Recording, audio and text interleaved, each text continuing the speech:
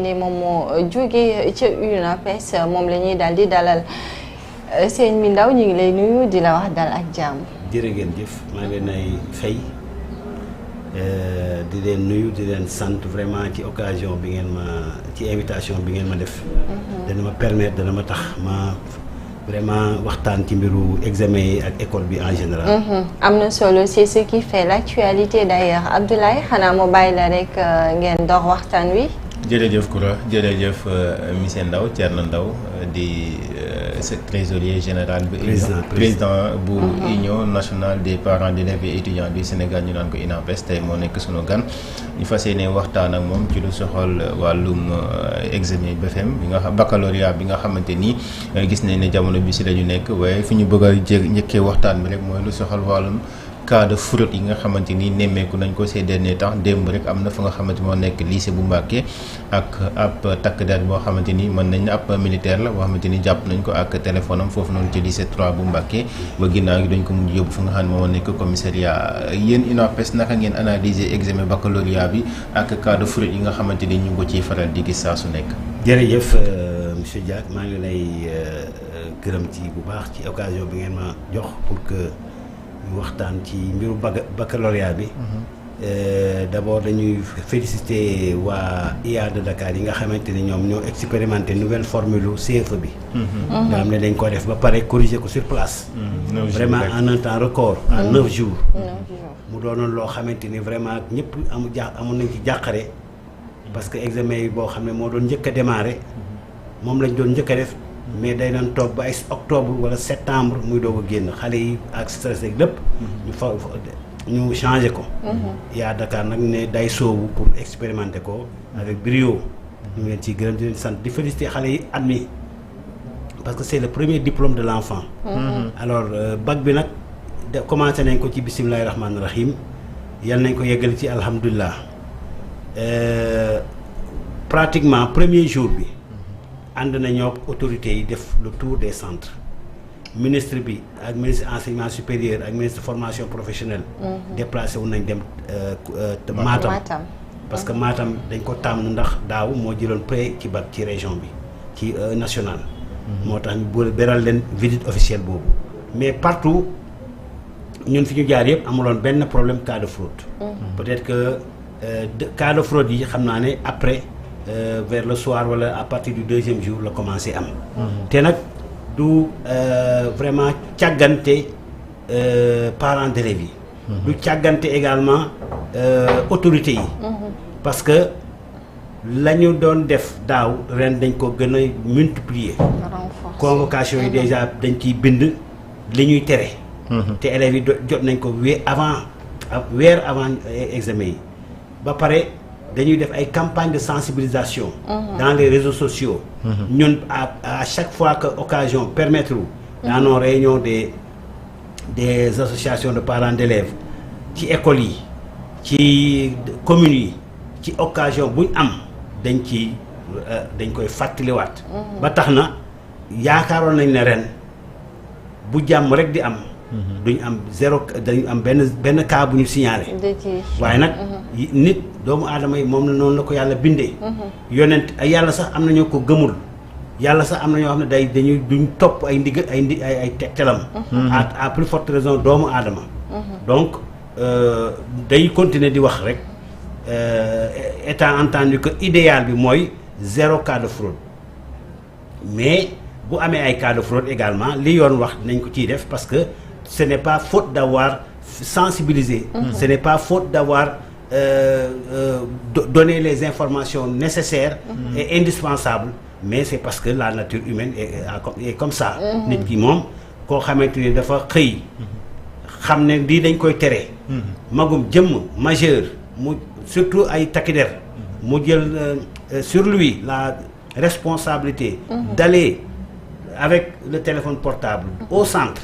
yemu ca mu dugg ci salle d'examen bi yemu ca mu koy génne di ko utiliser kooku moom lu yoon sa wax rek amul ci kenn koo xamante ni sañ na di ko ñaanal d'accord mu mel ni ampleur bi tey mën ngeen ko évaluer waaye itamit causes yi tey buñ ko doon situer fan lay doon waaw causes yi c'est xam nga nee naa ñooñu ñu ci bari c'est des majeurs. Donc c'est une responsabilité individuelle. kenn amu ci kenn koo xam ne danañ ko jàpp buñ koy traduire mu ànd ak papaam wala yaayam parce que ñu ay majeur lañu. bu fekkoon ne xale yu ndaw boo nee na yóbbu conseil de discipline danañ leen entendre ñu ànd ak seen papa wala seen yaay. mais ñii ay magum jëmm lañ magum jëmm nag. bu fekkee ne xamul ko d'accord mais loo wula la wóor ne xam nga ko. ñu waxaat la ko waxaat ko plusieurs fois. loolu moom amu ci kenn koo xamante ni doon nga nit ba pare nite gis faute bu mel noonu. nga ciy am benn intervention boo ciy def xanaa kay sanction ba dañuy ñaan kay. sanction ba mu bañ a diis trop. pour mu bañ a hypothéquer avenir u xale ba. voilà mais parfois dañuy gis ay élèves yoo xamante ne peut-être atteindre ñu âge majeur mais dañuy jànkonteel difficulté yooyu peut-être que inconscience moo leen ci yóbbee aussi. possible mun na nekk parce que am ñoo xam ne dañuy def le bac à l'âge de 16 ans 17 ans. ñooñu majeur aguñ mais quel que soit x li wóor mooy xam nañ ko wax nañ ko et règlement bi également ça va s'appliquer pour tous. danañ leen teg li yoon santaane mais dañuy ñaan rek mu bañ a diis. mais ñooñ sax mais ak lu munti dem xam nga ordre dafa baax. te respect de l'ordre établi également réew boo xamante ne ku lu neex waay def. kër boo xamante ne lu neex waay def anarchie moo fay am. et surtout avec le développement de l'intelligence artificielle. donc loolu moo tax sinon téléphone dafa am caractère utilitaire aussi waaye nag buñ koy tere dañoo gis ne la muy yàq foofu ci examen yi moo ëpp. ndax xale bi dootul am capacité de réflexion. ba nga xamante ni ëllëg ki si biir comme ñoom ñoo fi war a nekk ëllëg ki si biir pour yore réew mi il faut ñu xarañ. pour mun a continuer le développement de ce pays. bu ñu nee fraude tricherie xel dafay dem ci parents d'élèves yi. yéen ngeen nekk ab organisation boo xamante ni wala ab kuréel goo xamante ni dafa ëmb parents d'élèves yi nekk ci biir réew mi. tey dañuy faral di seetlu tricherie bi dafay bëri trop ñu bëri jàpp que ne xëy na sensibilisation bi nga xamante ni moom moo ca waroon ci kër gi. waajur bi wax ak ndongo bi balaa dem xamal ko kat ne ko li si interdit su ko jëlee sax mu récupérer téléphone bi téye ko bañ moom mu yóbbu ko ci centre bi comme dañ ko tiré ci centre bi ñu bëri dañoo jàpp que ne loolu waroon na mën a dem sax ba parents yi àgg ci loolu mais malheureusement la ñu gis mooy c'est pas le cas am na si ñoo xamante ni tey jii ay na leen waaye dañuy seet tax yan pexe la ñuy def ba mën a yóbbu seen téléphone est-ce que tey jii responsabilité parentale posé wul. waaw du ma tirer la couverture si suñu bopp. ndax mbir bu amee moom. il faut que ñu mesurer les responsabilités. naam ñi nga xamante ni ci ñoom lañ jàpp affaire yi. am nañ ci une grosse part de responsabilité. waaye également parents yi. du ñëpp nag mais am na ci yenn parents également yoo xamante ni am nañ une part de responsabilité parce que tey lay dem rek mu bàyyi la nga dem te jëloo disposition yi sax pour xool ndax sac bi wala poche yi am na téléphone am déet. bien que xale yi moom ils ont plus d'un tour dans leur sac. waaw moom bu naree def mbirum kàccoor moom. ñun paa ak mère yi vraiment seen ñooñu sutub lees mais du tere nga vigilant jéem a au moins won ko ne man maa ngi koy surveiller et cetera mais am na parents yoo xam ne jaaruñ ci loolu. mais am na parents yoo xamante ne également peut-être bootu wuñu ci seen kuréel gi di UNAPES alors donc UNAPES aussi lan moo ci taxawaayam est-ce que vous êtes impliqué dans l'organisation des examens sax fii ci biir réew mi. waaw léegi UNAPES nag mooy Union nationale des parents d'élèves et d'étudiants du Sénégal. ñu ngi ko créé en 2015. suñu président bi nga xamante ni def na 2 mandats mu que de 4 ans man maa ko remplacé bien que mu ngay xëcc pour 3e mandat mais loolu gars yi ànduñu woon ci. ñëwaat voilà donc macha allah ñun waxuma la Sénégal mais àdduna bi yëpp dañ ñoo naw sax ci suñu taxawaay ndax lépp loo xamante ni soxal na école. dañ ciy béy suñu waar ba mu mot sëkk surtout affaire bac bii. bac bii daaw biñ ma saisiré par rapport à 113 candidats yoo xam ne am nañ seen dossier mais dañ forclos au conseil interministériel présidé par le premier ministre maa jël kaddu plaider leur cause ministre enseignement supérieur gantalement techniquement premier ministre joxe ndigal ne nañ traiter les dossiers là cas par cas ku ci nekk en règle ñu dugal la ku ci nekkul en règle di fraude ñu traduire la devant la justice. On a pu sauver plus de 90 cas. 90. Cette année aussi, on a tenu 2 conseils interministériels par rapport à l'état civil, à la rentrée des classes, etc. ba ñu ubbiwaat plateforme bi. tëjaat ko le 30 avril. mais ba léegi bi premier ministre joxe ndigal ne nañ traité cas yu état civil et cetera. ba léegi am na ay cas yoo xam ne dafa des. ministre éducation nationale nag cas yi mu yore. biñ tëjaatee plateforme bi dajale na ko bind enseignement supérieur gantal ko. ne techniquement administrativement mënatu la nekk. mais ñun parents d'élèves ñun UNAPES porté nañ dossier boobu. demandé solennellement au premier ministre. qu'on traite ces cas-là socialement parce que le baccalauréat est un diplôme social. booy def bac waxuma la kër ga nga dëkk. mais koñ ba. wala daanaka. dëkk ba rek fa nga cosaanoo yëpp. dañuy yëg ne da ngay def bac. lu leer. pression boobu xale bi il faut ñu accompagner ko pour mu àttan ko. nga alors nga gis lu mel noonu ñu ne ubbiwaat nañ plateforme bi parents yi fexe ba lijjanti extrait. yaakaar na seen doom dana ko def ñun war leen ñulal 13 ans d'études alors que am nañ diplôme am nañ extrait bi. ku amul extrait d'accord mais ñi nga xam ne fexe nañ ba am extrait bi bien que tëjaat nañ plateforme bi. nañ fexe ñu bañ leen ñuulal ren. ñu boole leen. ak ñiy def session de remplacement. c'est possible c'est possible. Okay. techniquement bu premier ministre joxee ndigal jëfe lañ wax. te joxe woon na ndigal. ministre éducation nationale topp ndigal loolu dajale dossier bi saisir enseignement supérieur mu répondre que ne loolu mënatul a nekk. war naa mun a nekk. te dañu bëgg mu nekk. d'accord ñooñu ñu nekk ci niveau bac bi la souvent ñoom ñooy rencontrer ces difficultés mais étudiants yi nga xamante ne mooy les bacheliers ñoom aussi dañuy rencontrer difficulté bi rawatina ci mbiru plateforme yi nga xamante ne nii dañ ko teg ci jamono jile je sais pas ndax seen taxawaay yéen a ngi leen di gestu ndax seen i jafe-jafe ma ngay woy toujours hein. plateforme comme Campus Sène. alors boobu également vraiment vous me permettrez vraiment de rendre un hommage aux nouvelles autorités de ce pays.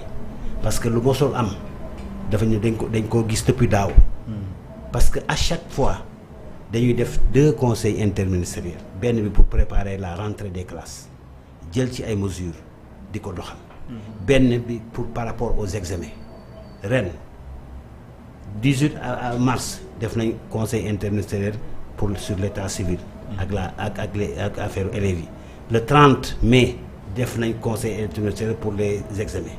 donc loolu bu fekkonte ne amoon na ca gannaaw. problème état civil yi xale yi doon jànkonteel. réservé nañ ko. parce que jëloon nañ fi ay mesures ba vraiment mu réglé wu. mais à tout quel que soit du tere ñu continuer def ay pexe pour résorber gap boobu donc plateforme yi nga wax. ñu ngi parce que ministre enseignement supérieur bi mu jëlee service moom dafa newoon dafa lancer ay défis que ne dana fexe ba retard yi nga xamante ni année académique yi doon na ko am. vraiment ñu rattraper ko. parce que kenn xamatuloon université kañ lay ubbi kañ lay tëj. moom défiem bokk na ci. mu régler loolu défiem bokk na ci. infrastructure yi université yi ñu doon war a tabax ci Sénégal te lancer marché yi gars yi gagné ko te pareegut mu pare ak yeneen. ensuite orientation yi nga xamante ni xale yi dañ doon def examen bi yore seen diplôme toog ba ay mois d'octobre ñu doog a ubbi plateforme bi loolu moom cette année fii mois de juin xaw ma mars mai ubbi nañ plateforme bi nga xam ne xale yi inscrire nañ nga am bac wala nga amul bac inscrire nañ def leen seen choix boo amee bac rek da ngay valider kon yooyu également ay avancé la donc il est vrai que gérer ay 100 et quelques mille nit parce que les universités ay 200 300 personnes. donc yombul mais du tere ay dëkk-dëkk yu ndaw yu ciy am surtout problème bourse yi moom foofu moom. kenn mënu leen ko pardonner. bourse yi moom. parce que la bourse a un caractère social. bourse bi xale bi daf ciy jàng. xale bi daf ciy dimbali sax ay waajuram. donc bourse bi warta tardé dañuy fexe tout pour que bourse bi ñëw. loolu problème la ci université yu bari. li ñu faral di gis mooy régime yi fi traversé yëpp ak seen ay ministère de l'enseignement supérieur à chaque fois dañuy gis que ne dañuy indi ay retard ci lu soxal wàllum bourse yi. dañuy dem ba dañuy gis xale yi wàcc ci télé bi. di def ay forum di jàmmarloo ak takk der ñuy doog a la lendemain génnee communiqué ne peut-être suba dinañ commencer fay bourse yi. c'est ça lan moo nekk taxawaayu UNAPES par rapport ak lenteur ñi seetlu ci paiement de bourse yi waaye tamit yenn ci ay jafe-jafe yoo xamante ni yenn ci ay ndongo yu nekk ci ay université ñu ngi koy gis nañ fi bu yàggul université bu Ziguinchor jafe-jafe yi nga xamante ni amoon nañ fa dem ba nga xamante ni tëj nañ université bi lan moo ci taxawaay tey UNAPES. waaw taxawaay ci UNAPES nag bariwut parce que dañ ñu ko yombalut. ministère oui ni ñu ministère éducation nationale fulaalee jox ñu gëdd lu am ñu bokk ko waxtaane ko jëfe ko. loolu enseignement supérieur jëfewut noonu formation professionnelle jëfewut noonu. ah oui. bañ faloo ba léegi man UNAPES dem naa ci seen passation de service bind leen lettre de félicitation bind leen demande d'audience awma sax accusé de réception. muy enseignement supérieur muy formation professionnelle. rappelé naa ko ministre enseignement supérieur le 30 mai dernier au conseil interministériel devant le ministre secrétaire général du gouvernement. qu'est-ce qu'il a dit. mu ne ma il va nous recevoir bi ci temps yi mais dafa jaaduwut. ñun dañ cee bokk. bala ngay wax doom da ngay wax waajur. te ngeen mën ci lu bari sax parce que mën ngeen di wax ak xale yi ñu te lu bari am nañ luñ ci mën xale yi am nañu luñ ci rus. tout à fait te ak même président de la République dafa am kilifa ba léegi. ku amul kilifa baaxut te ñun ñoo seeni kilifa. te kat koo ci gis ci ministère yooyu bañ la nommé ba pare ba nga jël service. sans ñoom ñu demandé ko. recevoir nga syndicat yi. oui. ku ci nekk recevoir nga syndicat yi. ni syndicat yi doonee partenaire. ñun noonu lañ doonee partenaire. da ngeen a bokk ci système bi. voilà kon nag moom laa waxoon ministre enseignement supérieur ma ne ko mbaam gàtt na mais ci jur gi la bokk. ci jur gi la bokk. bu leen toog ba di war ñoo soxla. di ñoo ana parents yi. waaw parents yi moom. xëy na ren année bi lu ma mun ay perturbation moo tax fulaa lu ñu leen wax parce que saa su nekk dañuy gis que ne bu ay grève ak yu ni mel amee li ñuy wax mooy na UNAPES intervenir tey année bi stable na gis nañ ne bëriwul perturbation majeure yoo xamante ni nemmeeku nañ ko ci année bi mais loolu je pense que ne nekkul excuse tey ji lu war am mooy ministère de l'enseignement supérieur ak ministère de la formation professionnelle war nañ leen di boole ci seen liggéey. absolument parce que yéen da ngeen naa nekk ay moteur ci li nga xam ne moo nekk système éducatif. surtout école. formation professionnelle moom surtout par exemple lycée technique yeeg centre d'enseignement technique féminin ñoom seen mais ñu ci bari de pratiquement dem ca privé bi moo gën a yomb ñëw ci ñoom te public lañu loolu ñun buñ toogoon ak ministre bi danañ ko peut-être que yëgut ko peut-être que yëgut ni parents yi souffrir pour dugal seen doom yi foofu ak liñ leen ay laaj parce que comprendre nañ dañu war a am ay jënd ay matière d'œuvre comprendre parce que dañuy def ay transformation dañuy expérimenter et cetera mais loolu warta wékku ci doomu parents d'élèves yi loolu dafa war a wékku ci état bi nga xam ne moo créé structure yooyu di former xale yi.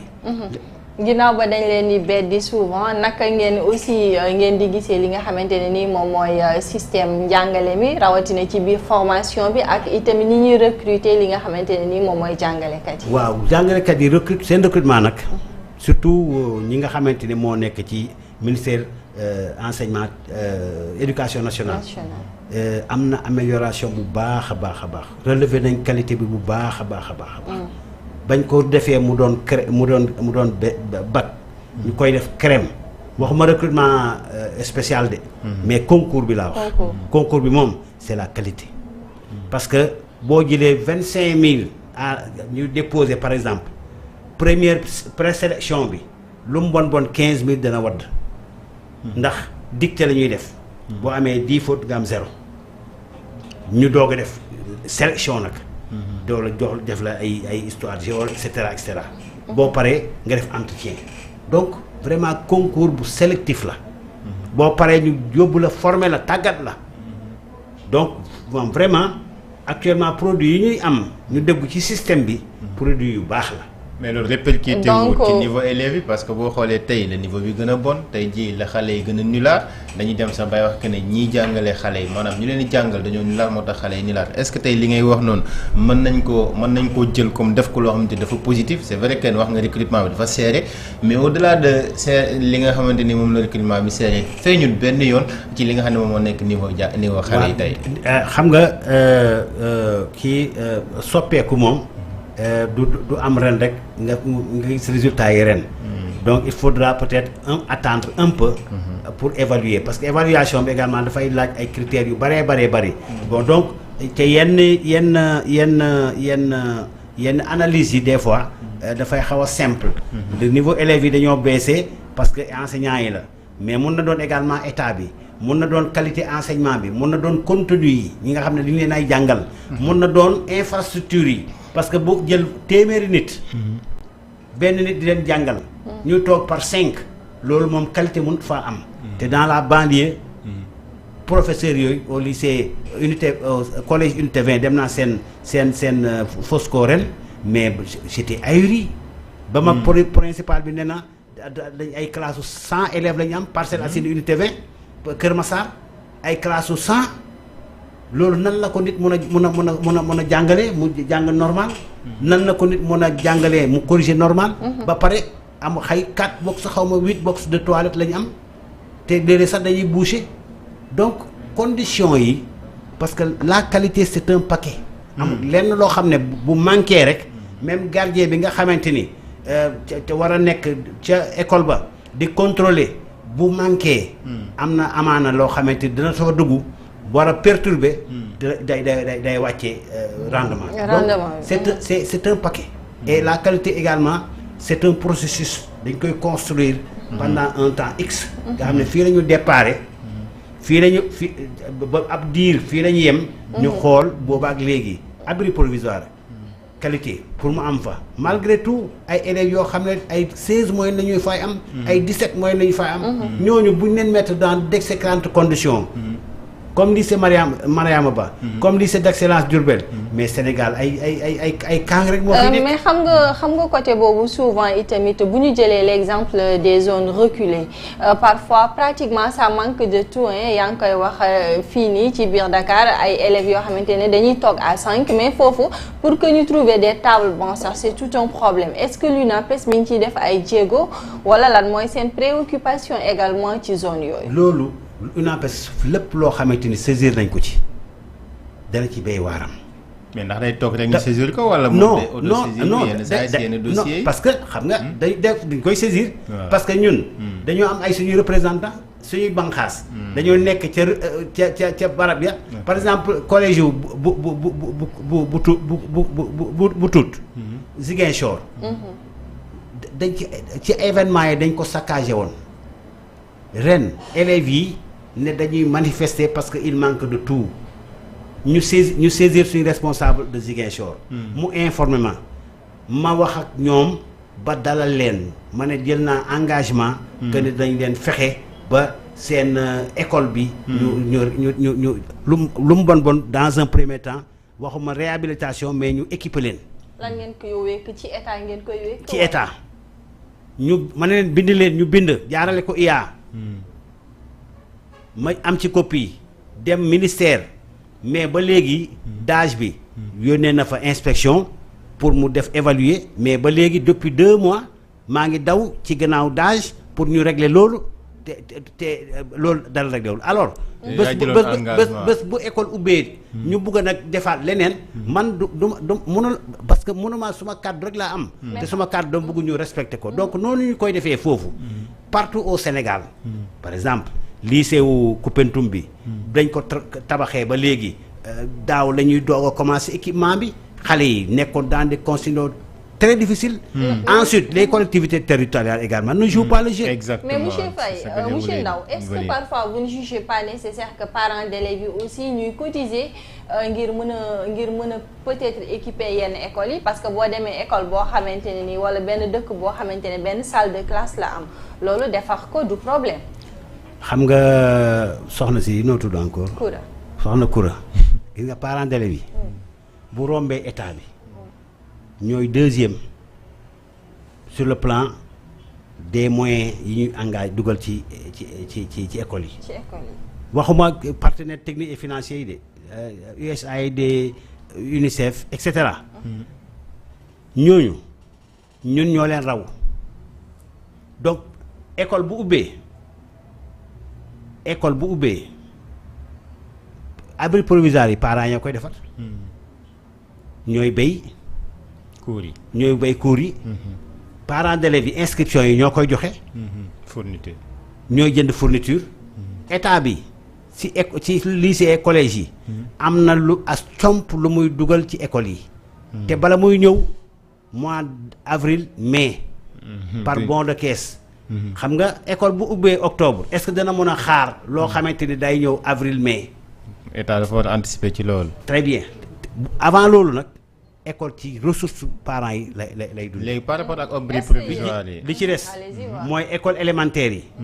nga xamante ni dañ ne gratuité totale. kenn du joxe dërëm. mais école élémentaire boo xamante ni xale yi dugg nañ fa di dem toilette pendant toute une journée. buñ fa génnee bu subaa buñ ko nettoyé wut buñ dellusee dañ feebar kuñ ci bindal ordonnance 5000 tuuti na. moo tax parents yi di daje. laaj seen biir pour ñu jàppale école. mooy APE loolu muy APE te depuis 2019. état bi dafa d'accord ne. at mu jot. ci école luy ndaw yooyu dana dugal dara ci seen kees pour ñu fonctionner. depuis 2019 ñëwut. ñëwul ba 2019 ba léegi. ba léegi ñëwut. 6 ans parents yi ñooy liggéey ñoo lu fi am parents yi la. donc non man saaw ma dajeeg ñoom rappelé ko. lundi rek laa ko mujjee rappelé à la RTS. waay. saaw ma dajee rappelé ko. mais abri provisoire yi dañoo gis le ministre de l'éducation nationale ak le ministre des forces armées ñu signé ab convention que ne dañu bëgg mooy dégager ab enveloppe boo xam ne dina toll ci 5 milliards ngir résoudre li nga xamante ni moom moo soxal wàllu abri provisoire yi si loolu sax jàpp nañ ne lu toll ak 7227 salles de classe dinañ ko résolver ki nga xamante ni moom moo xam ne ni mel nag mooy ñaari jëwlin yi loolu jàpp nga ne c'est faisable techniquement fii ak école yi tijji même bu fekkente ne armée bi lañ ko jox. waaw am na dañ koy am yaakaar rek dañuy dundee yaakaar rek parce que abri provisoire. wax ci wala def ci ay projection du guléet. da ngay fàttali ko avec Serigne Mbaye Thiam. le projet de résorption des abris provisoires. 6000 et quelques abris provisoires. ñu ne tant de milliards la. avant ñoom ñuy wàcc ñaata lañ ci réglé. bariwul de. léegi yokku na plus de 7000. 7227 voilà plus de 7000. te boobaa 6000 et quelques la woon. donc population bi dañuy yokku écoles yi dañ koy soxla muy yokku. donc bu ñuy tabax. dañu war a envisager construire de telle sorte que bu ñu am possibilité. construire en hauteur. mais façon tabax yi ñuy tabax. ay toiture et cetera non baaxul. parce que population yi day yokku Sénégal day gën di am ay xale on a presque 60% de la population qui est jeune. donc voilà loolu il faut ñu programmer ko dañuy ñaan yàlla. ministère des forces armées ak ministère de l'éducation nationale. vraiment que nous saluons le ministère. Guirassy mu ngi def ay jéego yu baax a baax a baax ñu ngi koy ñaanal. parce que vision bi mu ci am. ak ngóora bi mu ci bëgg. vraiment yàlla motali ko. donc mu ngi góorgóorlu bu baax. ak ay collaborateurs am. donc ñu ñaan rek mu bañ a doon c'est du déjà vu. waaw projet boobu de résorption des abris provisoires. avec l'armée xanaa bu ci armée bokkee. comme ñoom amuñ caaxaan. yaakaar naa dina sotti. d'accord parfois dañuy gis que ni dañuy grève ñoom jàngalekat yi je sais pas naka ngeen di aborder cette question également wala bu fekkente ne tamit am na ay impact yoo xamante ni da ngeen koy gis ci naka la ñuy tàggatee tey élèves yi. waaw grève bu jàngalekat yi moom ñaari gis-gis dañ ci am parce que jàngale syndicat yi moom ñoom di tax ñu jóg mooy fexe ba seeni ñoñ nekk ci conditions yu baax matériel ak financier pour que également ñu fexe ba njàng mi ak njàngale mi jaar yoon loolu c'est des causes nobles saa wu ñu waxtaanee ba ak gouvernement bi nag ba juboo ba xaatim ñoom seen jaan wàcc na jaanu état bi moo ci des ma yaakaar ne bu njëkk ñun xamuñoon suñu maam yi daawuñ bind dañ daan xas dañ daan taxaw wax te buñ waxee dañuy sàmm seen kàddu kon bu gouvernement bi gisee ne wax naa ak lii ak sumay nawle ba signé bu échéance bi war buggee jot te ñu gis ne ba du attan ba du yenu mais xam na lu bopp attan duñ ko mënee comme ay nawle lañu nañu wóor waxtaan ne ay da yéwén ñoo waxoon lii et cetera mais loolu du am dañuy bàyyi noonu rek ba gars yi commencé nag def ay déclaration de mot d'ordre ay 72 heures et cetera ñu joom a commencé wax donc c'est pas bon il faut que kii dialogue bi di continuer le dialogue doit être permanent am nañ benn cadre boo xam ne comité de suivi la tudd ministère fonction publique moo koy kii mais kañ la gëj a réunion donc grève boobu moom ànd naa ci parce que respect des accords bu fekkee ne dañ ne respect des accords kooku moom man duma leen wax dara. mais si protocole d'accord bi dafa am loo xamante ni xëy na si vacances yi lañ ko war a tàmbali mooy lu naan la formation diplômante. très bien gis nañ ne syndicat am nañu fi nga toog nii keroog waa kisam si toog na fi mu ngi koy rappeler que ne bu nekkante ne vacances yi passé na te formation diplômante bi ni ko nguur gi digge woon ci seen protocole d'accord bi respecté wuñ ko cela veut dire que année prochaine bi dafay nekk une année boo xamante ni dañ koy perturber noonu itam la ko waa SAEMS si waxee woon est-ce que tey jotul yéen en tant que parent d'élève ngeen sol seen dàll dem jokkoo ak le ministre de l'éducation nationale gis le ministre de la fonction publique waxtaan ak ñoom ñu recevoir les syndicats wax leen lu ñu mën a dégg par rapport ak formation diplômante bi balaa ñoo àgg ci ay perturbations loolu moom jox naa leen suma kàddu danaa ci jokkoo ak autorité wu ministère de l'éducation nationale parce que après tout vraiment foofu laa gën a amee accessibilité waaw waxtaan wax dëgg ca la moom ministère enseignement ministère éducation nationale muy ministre bi sax léeg-léeg sax boo ko kiiyee du la kii mais secrétaire général moom macha allah DMG macha allah DE macha allah donc ñetti direction yooyu ñetti autorité yooyu ma wax moom danaa fexe ba lépp loo xamante ne mun nañ ko ci ñu fexe ba formation diplômante bi am li ci des nag mooy am na façon grève yoo xam ne moom ànduma ci. comme yan parce que grève ay jàppale corporation bi pour salfaañe suñuy doom mu ànduma ci par exemple grève par exemple xale enseignant bi ñu reyoon Ndiafat parce que wala enseignant bi ñu jàppoon ci mouvement politique ñuy grève mais c'est pas normal c'est des politiciens c'est un commerçant ñu bëgg a tardé suñu doom yi par njàng enseignant bi ñu reyoon Ndiafat ñun dañoo déplacer suñu nit mu dem ba foofu à la source ñu wax ñu ne kii enseignant la effectivement mais dafa ñëw ci dëkk bi am benn paa boo xam ne c'est un commerçant doomam moo doonoon bras droit am di ko dóor ay dàll enseignant bi mu ñëwee paa bi collaboré ak moom mu gis ne ay affaire am mu ngi avancé mook doom bi comme xaj ak muus ba doom bi rey ko mais loolu c'est hors de l'école mais ci loolu allez-y jarut ñoom ñuy grève di yàqal suñu doom yi kii ay ci manifestation politique également on a pris des enseignants mais c'était des enseignants politiciens mais il faut accepter quand tu fais la politique il faut accepter les conséquences quand même wala boog enseignant boo xam ne day ñëw ci école ci biir classe mu war a di jàngale muy détourner suñuy doom di leen jàngal leneen lu dul njàngale programme bi loolu également ànd na ci école privée yi aussi enseignants yi nga xamante ni dañuy déserter seen ay cours ensuite loolu également ci chef d'établissement bi la parce que xam nga yëf yi boo ci nekkul lu ci bari doo ko xam chef d'établissement yi nga ci xam ne dañoo jubut ci seen gestion dañoo am enseignants yoo xam ne dañuy jël en otage parce que xam nañ ne jubut ndax affaire bi ni ñu war a demee ñoom dañ cee war a bokk ci gestion bi te kenn du leen ci boole. te ñuy gis ne gars yaa ngi parents yaa ngi dugal xaalis. te école bi feuille sax boo ko fi soxlaa doo ko am. ñu xam ne gestion bi jaar yoon pour bañ a coow jib nag boo école tijjee ñu dem ca privé ba. jël fa emploi du temps ba pare. doog a ñëw ci chef d'établissement bi mu jox ko ay heure yam dese. la koy combler. d'accord. sacrifier ñu loolu également. il faut que ñu jël ci ay mesures. mais ci noonu la ñuy gisee aussi des enseignants yoo xamante ne qui sont violentés parfois parents d'élèves yi dañuy jëlal par seen doom yi.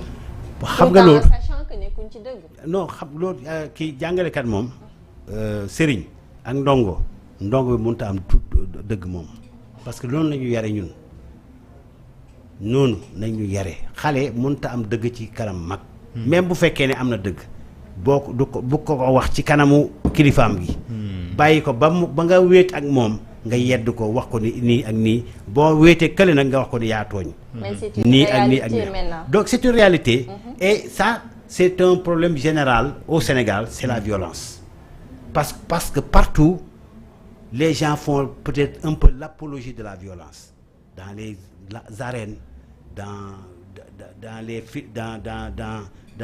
la musique hip-hop et cetera ay rap et cetera. ba ci milieu scolaire est-ce que dekk na endroit boo xamante ni war nañ fa mën a seetlu par exemple ay violence du tout élève boo xamante ni dafay violenter son professeur. du tout c'est un parent d'élève boo xamante ni dafay am problème ak l'enseignant dem ba si à ce que sax mu koy violenter. du tout kooku moom.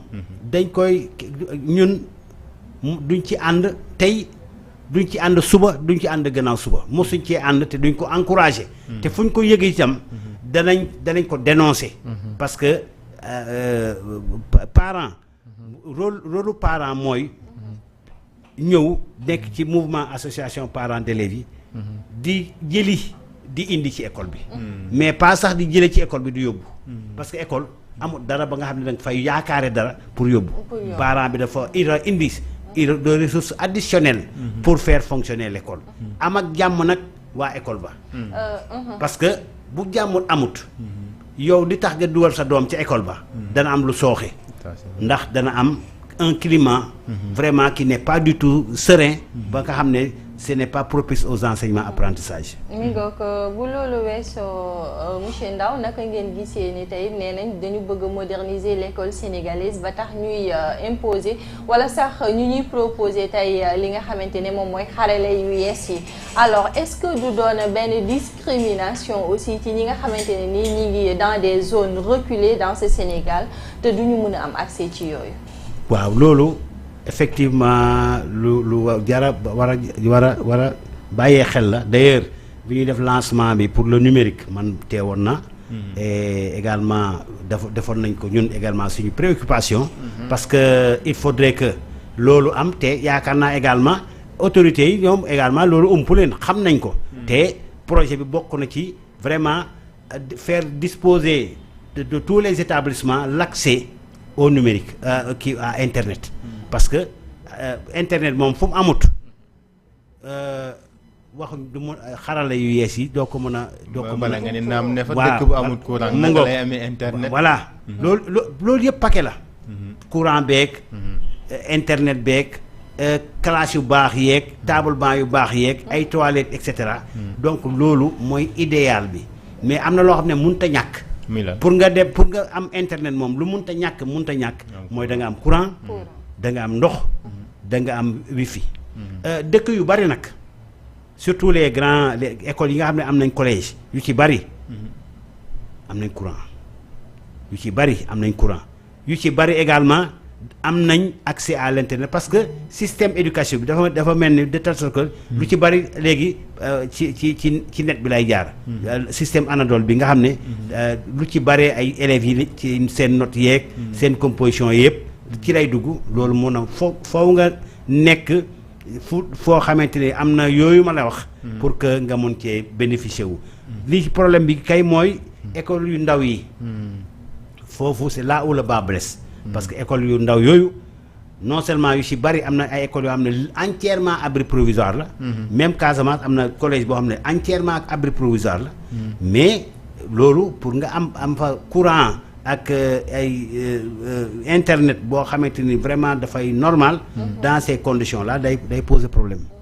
léegi am na leneen loo xamante ni xëy na jar na taxaw seetlu muy ñu gis ko ren muy un phénomène nouveau ci Fosco yi muy que ne école yoo xamante ni dañuy organiser Fosco waaye ginnaaw Fosco bi lañ ciy seetlu muy lu doy waar ay jigéen yi wala ay xale yoo xamante ni dañ leen di gis ci feet yi maanaam ay sabar ak yooyu bu amee ñuy solin ko bu doy waar di def fecc moo xamante ni daanaka bokkul ci suñ ay valeur loolu lan moo ci nekk tey jilee gis-gis wala taxawaay ñi nga xam ne ñoom ñoo nekk union des parents d'élèves du Sénégal. ñu d'abord Fosco bañ ko commencé lancer. depuis temps Iba Der nga xamante ni l'école nouvelle. nga xam ne dafa jox beaucoup plus de responsabilisation. aux élèves. àndoon nañ ci. wolof lay làkk. waaye jamono yii. la ñuy gis ci Fosco yi. duñu suñu doom sax du ca dem. buñ ci mënul dara itam suñu doom du ca dem. parce que amul benn activité wu école. buy commencer minuit. amul benn activité wu école buy commencer 22h. te Fosco yi seen activité phare. sabar gi. wala concert bi. heure yooyu lay commencer. te ci heure yooyu la ñuy gisee lu ne. mais activité wu Fosco. day doon des activités socio-culturelles. da xam day am pédagogie. day am day am culture. day am culture. mais culture bu sen. mais ay jour ci jour bi lay doon. de 8h jusqu'à 19h. au plus tard. jour heure yoo xam ne heure classe la. parce que Fosco activité pédagogique la. c'est inscrit dans la période yoo xam ne élève bi dafa waroon def cours. bu rombee loolu nag. il y va de la responsabilité du chef d'établissement. Parce qu'il est devenu faible devant les encadreurs du Fosco. Parce que ñu ci bari dañuy utiliser xale yi. pour ut xaalis. ñooñu. les encadreurs. certains parmi ces encadreurs là. lettre bu ñu bind. d'abord sax principal du yëg wala proviseur du yëg. lettres yi génn. ay parrainage lay doon. voilà yu bari du dellu si waat. donc c'est des moyens yoo xamante ni de détourner de l'argent. C'est des moyens d'utiliser les enfants pour les détourner. C'est pas bon. loolu moom. Pourtant l'initiative est bonne parce qu'on parle de gouvernement scolaire. loolu xëy na bu fekkoon te encadré nañ ko. très bien mën naa ay njeexital yu am solo. loolu ak jëfin wi. voilà loolu nag li koy li dama yaakaar ne. bokk na ci li tax mu mal bi gën a accentuer. mooy li nga xamante ni école yi. amatuñ assistante sociale. ok parce que bu njëkk école yi dañ daan am infirmier. dañaa am assistant social. parce que élèves yi ay jinne may mun a ay kii et cetera mais ñooñu dañuy soxla assistant social. nga xam ne dafa leen ay recueillir. boo ñu ci bari. duñ ndékki man ku ma ci fekk nga ñu ne jinne may mun a la. li may ni ko def mooy ma jox la nga lekk. ma yéene jox la nga lekk nga naan.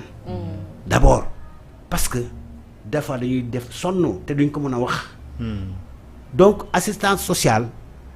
Je demande au ministre de l'Éducation de recruter des assistants sociaux dans les établissements pour vraiment mieux encadrer les élèves. bu ko defee yenn activités yoo xamante ni bokkul ak suñu culture. des activités inutiles futures. voilà mais loolu kenn du ko fa def.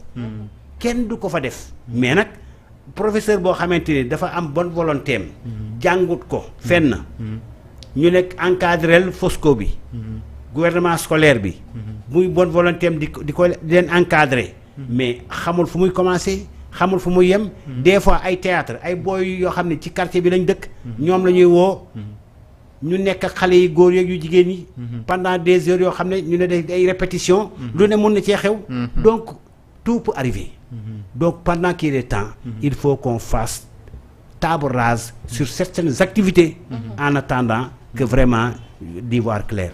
d'accord xam naa Abdoulaye bu fekkente ne rek mën nañu jeexale émission bi wala gan bi sax ma toute dernière question mooy que ni rek ndax tey jii bu fekkente ne mën nañu wax lii di défi ci école sénégalaise lan lay doon ci seen fànn yéen. waaw ñun daal suñu défi mooy d'abord kenn amul lu gën a précieux sa doom buñ sañoon li amoon bu njëkk. ñun suñuy jamono peut-être que amaana sax yéen tombewu leen ko ndax bu njëkk exception bi mooy nga jàngi école privée ñun dañ doon tiitaroo jàngi école publique réussir école publique ñiy échoué lañ daan accorder une deuxième chance ñu dem dans le privé mais léegi c'est tout à fait le contraire. lu tax pourtant école privée yi surtout école élémentaire yi ñi fay jàngale da ngay am BFEM dem IA wala inspection ñu utal la autorisation d'enseigner nga gis benn waaye bu école ubbi école privée mu jël la kenn du la former ngay formé wu ci biir di ñuy def ay résultats nag lu tax y a la rigueur y a la discipline lu rigueur ak discipline amut parce que kooku waaje benn waay moo ko moom école publique nag alalu ñëpp la nous n'avons pas cette culture alalu ñëpp ku nekk lu nekk waay neex def te ensuite état bi également a laissé faire di signer ay accord du ñu respecté wul gars yi grève pendant une semaine gars yi grève pendant 3 jours et cetera jaaykatu caax bi sax bu sañoon yóbbu école doomam école privée donc on a laissé l'école publique vraiment à la déconfiture donc buñ sañoon état bi ressaisir waat malgré les efforts yi muy def ñu ngi koy gis mais mu gën a góorgóorluwaat gën a jël en main l'école publique sénégalaise parce que baadoole yi ñoo ëpp Sénégal donc doomu baadoole yi ñoo ëpp Sénégal donc seen place école publique la donc ñu dugal leen ci école publique yi ñu ngi former ay enseignants di leen recruter ñu jàngal leen normalement ba pare ñu mettre dans de bonnes conditions ñun daal loolu mooy suñu idéal ñoo suñu objectif mooy yoo xam ne lu ñu am loolu moo ñu ko gën a. c'est intéressant. En tout cas am na solo xanaa rek Basile ñu daal di dem jëli li nga xamante ne moom mooy chronique bu bés bi chronique bi nga xamante ne suñu naataango Maodo Ba moom moo ñu koy defal mu daal di nag wala sax bu fas yéene woyal waxtaan wi nga xamante ne wala sax idée ya muy sukkandiku wala ya muy jëmale ci guerre bay woy ca Moyen-Orient ci jamono jile.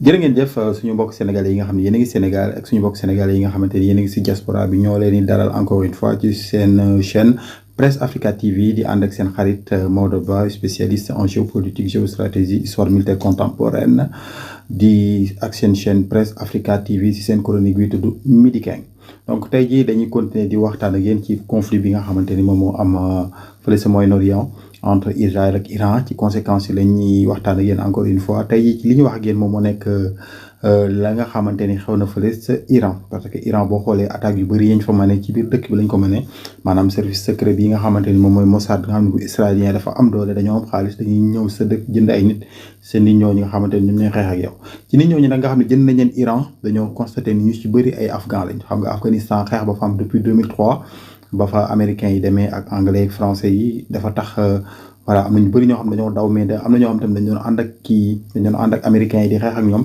mais bi nga xam ne régime bi daanu na en 2021 septembre 2021 ñu bëri nag dañoo daw ñi nga xam ne dañu doon ànd ak américains yi dañoo daw dugg dëkk bu mel ni Iran dalal leen mais Iran ba mu leen dalalee nag am na ñoo xamante ni gisuñu woon seen bopp ci dëkk bi moo tax dañoo préféré woon doon ñoo xam ne ay danger lañ c'est-à-dire une menace à la sécurité nationale loolu tax Iran nag ne da leen di génne pour ba guerre bi jeexee ba tey lu mat 260 000 si ñoom génne nañ leen parce que boobu ñen mën nañ leen jox benn exemple boo xam ne sax le 18 juin am na benn étudiant boo xam ne dañ ko arrêté étudiant boo xamante ni série scientifique lay def le 18 juin bañ ko arrêté dañoo fekk ci moom ay matériels yoo xamante ni ay drone la ciy defar ak ay bombe après bi ñu ko yóbboo bi ñu ko soumettre entre interrogation di ko laaj ci la wax ni moom agent wu kii la agent wu Mossad la loolu nag métti na waa Iran ba nga xamante ni ñu ngi jël ay mesure d'urgence autant pour moi pour génne leen te bu ñu leen génne tamit dina métti ndax ñu bëri bu ñu delloo Iran dañuy risquer avoir des problèmes donc bu ñu delloo Afghanistan day métti si ñoom dans la mesure où régime ba fa nekk xam na leen parce que ñoom bon établir nañ seen fichier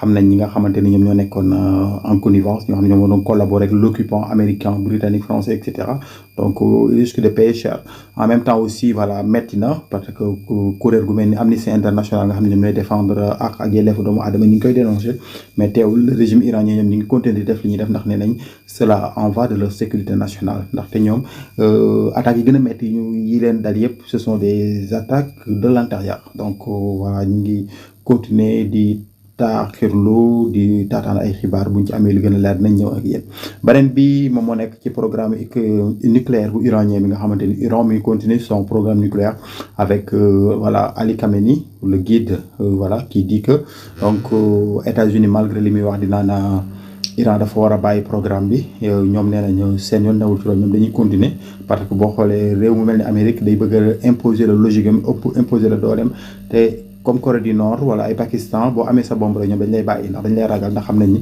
mën ngaa tukkal àdduna bi ci xeex boo xamante ni xeexu bombe atomique la voilà booy solo tamit Iran moom génn na ci kuréel gu mag gi ñu naan l'AIEA à l'Agence internationale de l'énergie atomique nga xamante ni moom moo doon contrôler programme nucléaire bi Iran génn na ci voilà Iran génn na tamit ce qu'on appelle sur les accords de non prolifération nucléaire nga xamante ni moom mooy saytu tamit limitation arme de destruction massive yi ñuy liggéey maanaam bombe atomique donc loolu lañ amoon ci li ñuy wax tey ci affaire nucléaire bu Iran bi xam ne nag affaire yi ñu ngi continuer et cetera donc leneen lu ci amaat lu bees tamit dinañ fi ñëw gën leen ko leeral ndaxte guerre bi jeexagul parce que signé guñ accord vraiment même si cessez-le-feu rek lañ xam ne cessez-le-feu mooy nañ bàyyi xeex bi te négocier ñi ngi négocier mais négociation yi entre américains israéliens d'un côté et de l'autre côté iranien amuñu déggoo même s'il y a dans l'entremise voilà même si dans l'entremise il y a réew yu mel ni ay Russie ay Chine ay Pakistan ñi ngi essayer di woyofal diggante bi rataxal diggante bi laa bëgg wax pour ñu am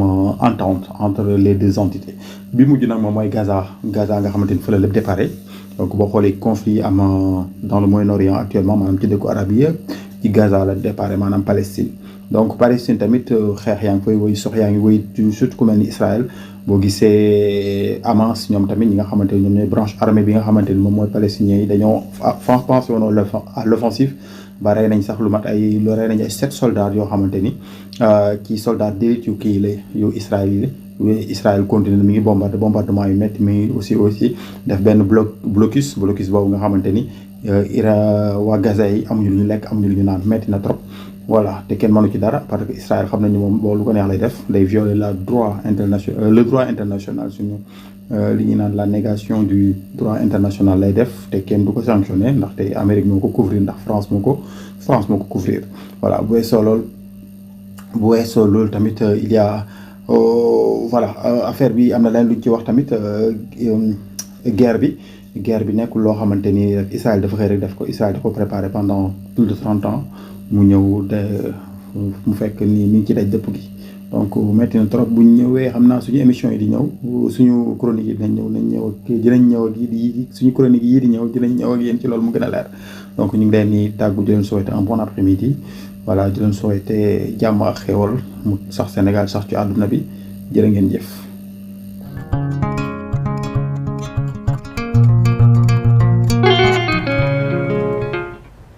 merci beaucoup di ko jaajëfal bu baax suñu naataango Maodo Ba moom mi nga xamante ne nag moom moo ñuy defal chronique boobee tukkee ca Moyen-Orient tey nag mu doon waxtaanee rek la répression contre les espions en Iran waaye itamit li nga xamante ne rek moom mooy le refus d'abandon du programme nucléaire selon nag ki ñuy woowee Ali Khamenei fi mu toll nii nag moom moo ñuy toppal li nga xamante ne rek moom mooy woy foofu ca diggante Israël ak Iran alors monsieur Ndao ñu ngi dégg wala sax ñu ngi gis lii di guerre bi ma ngay wëy ba tey waaye ñu ngi gis yenn intervention yi également. waaw ñu ngi jaale vraiment ñi ñàkk seen bakkan ci jéey yooyu musiba yooyu. di ñaanal ñi nga xam ne ñoo ci am ay gaañu yal na leen yàlla delluwaat seen sago di métitlu rek que ñaari traitement yi nga xamee ni moom lañ gis ci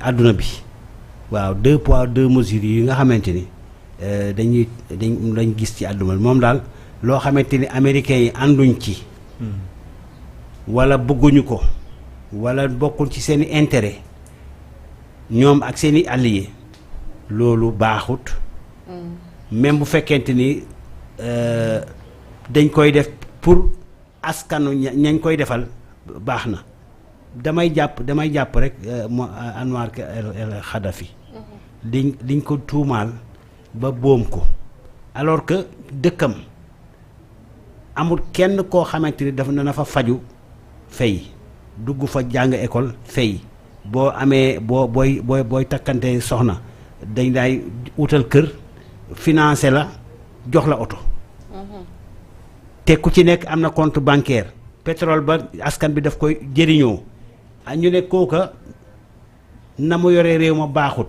ba tuumaal ko ba boom ko actuellement loolu yëpp musiba boobu moo ubbi frontières yi terroristes yi dugg ci Afrique ensuite ñenn ñi làqu feneen ba fi mu nekk ni américains yi ak français yi ñoom lañ doon bañ lu ci bari këpp na ci seen kaw ndax plusieurs fois def nañ fa ay attentats et cetera donc waaye nag yàlla rek moo am doole mun nañ am comme suñu maam yi def jéem ñoo moom kii doole mais dëgg rek mooy mujj tôt ou tard lii dina jeex.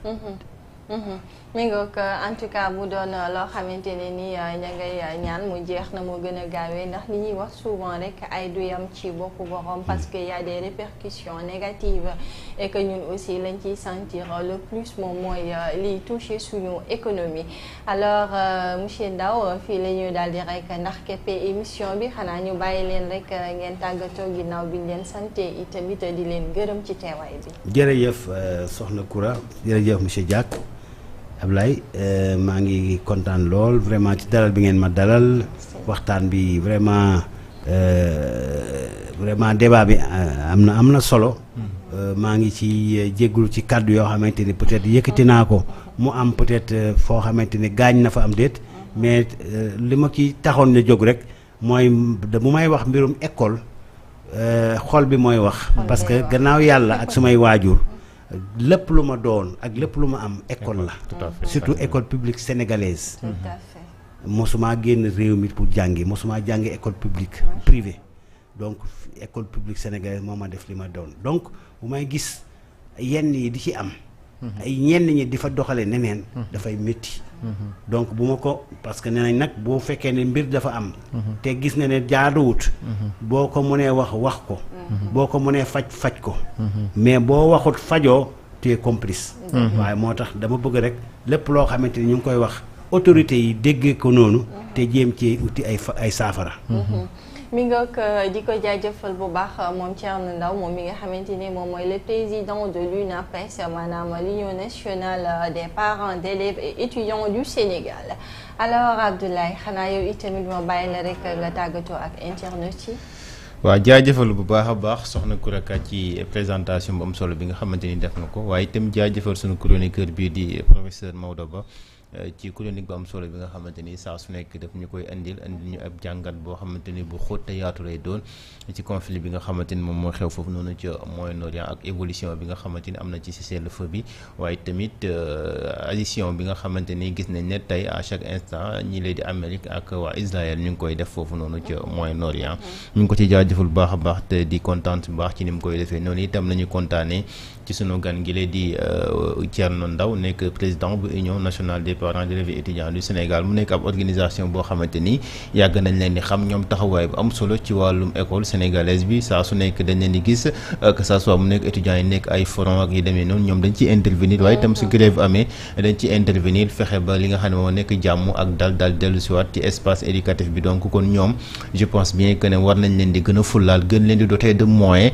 waaye itam gën leen di ubbil bunt yi ngir ke ñu gën a mën a wéyal seen liggéey parce que sànq ci waxam nee na kii lee di Moustapha Guirassy wala ministère de l'éducation am nañ ak ñoom de parfaite collaboration waaye boo xoolee ministère de l'enseignement supérieur ak ministère de la formation professionnelle léeg-léeg dañu am ay jafe-jafe ngir mën fa accéder te je pense que ne loolu c'est pas normal parce que tey lu mën a xew ñoom ñooy représenter les parents d'élèves te bu ñu waxee formation professionnelle wax enseignement supérieur wax éducation nationale duñu mën a ñàkk wax ñi nga xam ne ñoom ñoo nekk parents d'élèves kon nañ leen gën a bàyyi xel gën a ubbi seen ay buntu gën a toog ak ñoom waxtaan ak ñoom ci jafe-jafe yi ñoom tamit ñu fexe ba ñoom ñu nekk tey ji ay médiateurs yoo xam ne ni dinañ mën a dox ci diggante ndongo yi ak ñi nga xam ne ñoom ñoo nekk jàngalekat ak tamit état bi nga xamante ni léeg-léeg xëy na du ñàkk moom mooy indi li tax problème di am donc kon nañ leen gën a fullaal di jaajëfal bu baax a baax ami internet yi nga xamante ni ñu ngi doon topp ci suba ak léegi di leen dig daje nag ëllëg ak beneen invité muy wuyoo ci turu honorable député Djumuru Soare bokk fale na la ca Goudiri nekk député bu Goudiri moom lañ nar a dalal suba ci émission Midi Keng di ñaanee la sunu borom